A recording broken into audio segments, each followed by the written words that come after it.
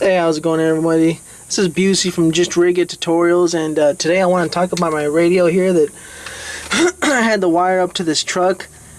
And the thing is, though, I wired it straight from a switch to the battery, and that's all good and everything, but just recently I came across these old instructions that came with it. And the thing is, though, is that I can run it normally by using this switch right here. It would always work, but it wouldn't have a memory. And basically all I needed to do the whole time was just use this yellow memory wire right here. And when it was wired into the truck, basically all I did was just join the red and yellow wires together as my red positive. But now I'm looking to separate that so I could have memory. And today that's what I'm going to do. I'm going to switch that up and see if I can get it to work and have a memory instead of just always resetting every time I flip the switch off. And instead of having these two going in the battery, which they're not even that long anyway, and I might have to put this battery somewhere else in this truck eventually, I'm going to run it with the fuse box wire here. That it's just one wire going straight to the positive side of the battery. This is just one that I rigged in here a little while ago. It's right there, and the radio actually wasn't fused to this at all. It had its own fuse already, so I thought it was fine, but I want to run it off this fuse box anyway because it's just a lot better and safer to do it that way. And plus it has added benefit of not having any extra wires. Once I put the power wire to the radio in here, it's just going to go from one wire straight to the battery. The radio is already going to have its ground, and that's what I'm planning on doing here. First thing you got to do to take this thing out is obviously just take out the two bolts that are holding it in. At least in my case, there's just one and two right there holding this whole radio in. Alright, now that I got those two bolts out, all I have to do really is just pull this straight out. It should slide right out. There we go. Alright, so now you got the radio out, you can take a look at the wiring harness right here. It looks kind of confusing because I just have it wrapped around itself, and there's a lot of parts here I didn't end up using, like the other speakers that come with that. I really just ended up using two speakers. They were in this truck already, because just given the condition this truck was in, I was just going to use the two speakers anyway. It wasn't really worth it, but they sound alright and they're not that bad. And here's another view of the inside wiring harness. It was so messed up I had to cut it out. All these ends here have just been capped off, but this is for the main wiring harness, which I couldn't use anymore. I'm going to use the yellow wire here, and I'm going to join that straight to the battery so that it keeps the memory, and I'm going to see if that works. So I'm going to take this apart here and show you guys how to wire that up. As in the instructions here that I got from my radio, yellow is the memory. You just connect it to the battery circuit or a constant 12-volt source. And right here, red is accessory. You connect that to existing ignition circuit or a switch 12-volt source. That's just basically if you're going to connect it up to your ignition so that when you turn the key, obviously the radio will turn on. But in my case, I'm going to have it wired to a switch, so that's not going to matter. So now very quickly, as you can see here, this red wire was coming from the radio harness. This is going straight to power. This is also spliced in with the yellow memory wire, which I'm going to separate right now. And this is just a black ground wire right here. These were both into a harness that I made that goes straight up to the battery like I showed you guys earlier. And that's what I'm going to take off, so I can just wire the power straight to the fuse block right here. The ground is just I'm going to put it on a common ground right above the cigarette lighter here. It's somewhere around here. And then the yellow I'm just going to also, I'm going to fuse in line. Well, I'm not going to fuse it, but I'm going to put it right where the power is going from the fuse block straight to the battery, so that when it's connected, the yellow wire is always getting power, so it should have its memory. Alright, this is the wiring harness I'm looking to eliminate here. This is the original radio wiring harness that I made for this truck.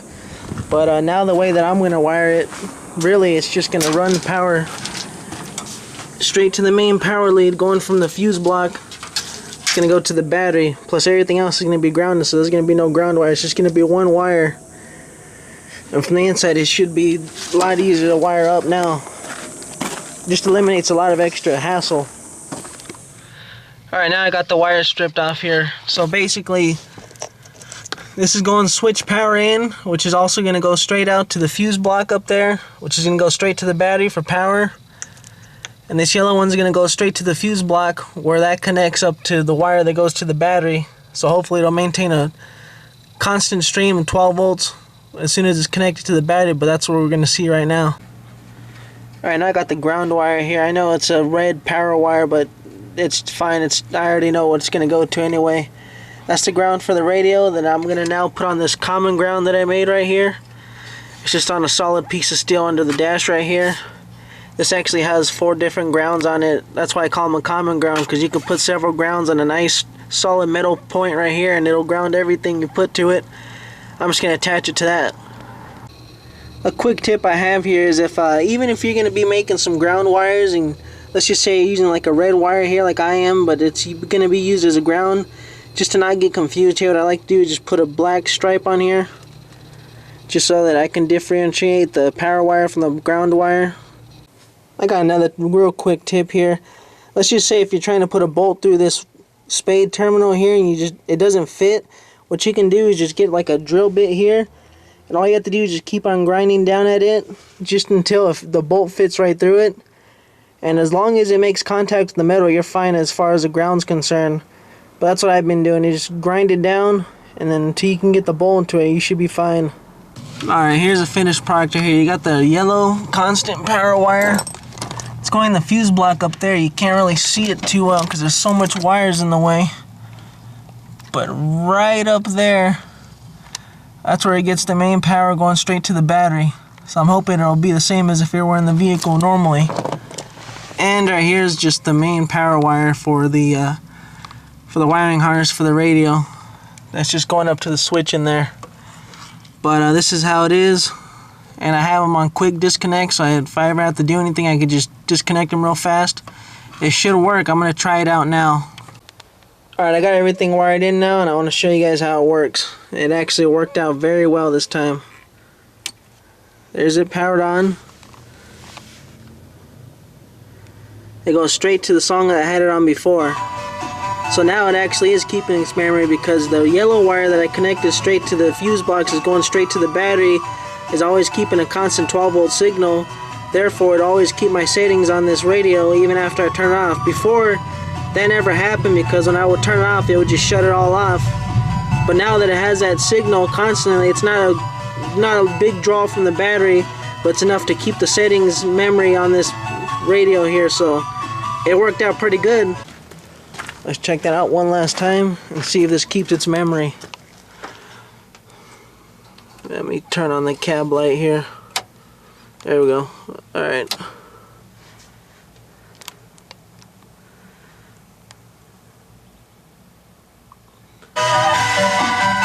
There it is. I'm going to turn it off and turn it back on.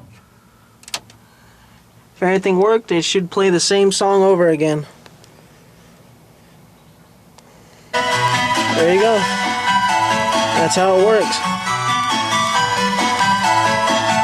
Hope you enjoyed that. If you have any questions, feel free to message me or comment me. Thank you for watching.